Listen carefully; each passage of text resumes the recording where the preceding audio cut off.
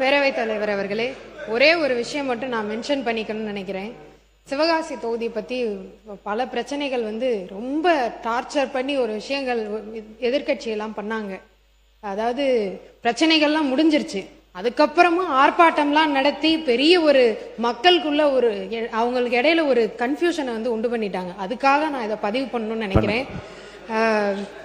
அதாவது நம்ம ஆட்சிக்கு வந்தக்கப்புறம் ஒரு 4-5 இன்சிடென்ட்ஸ் நடந்தது. இதனால ஒரு 6 உயிரிழப்பு நடந்தது. உயிரிழப்பு நடந்தப்போ அந்த எதிர்கட்சிகள்லாம் யாருமே கேள்வியே கேட்கல, யாரும் அங்க கிரவுண்ட்ல யாருமே இல்லை. நம்ம தலைவர் அவர்கள் தான் அவங்களுக்கு 4 லட்சம் கொடுத்து அவங்களுக்கு துணையா இருந்தவர் அவரு. ஆனா அதுக்கப்புறமும் அதை சரி பண்றதுக்காக விதிமீறலோட ஏதாவது இருக்கான்னு கண்டுபிடிக்கிறதுக்கு ஒரு 177 இடத்துல நம்ம ஆய்வு பண்ணோம். ஆய்வு பண்ணி இதை சரி பண்ணிக்கோங்கப்பா அப்படின்னு சொன்ன உடனே அந்த ஆய்வை சரி எல்லாத்தையும் சரி பண்ணிட்டோன்னு ஆய்வை நிறுத்திட்டாங்க.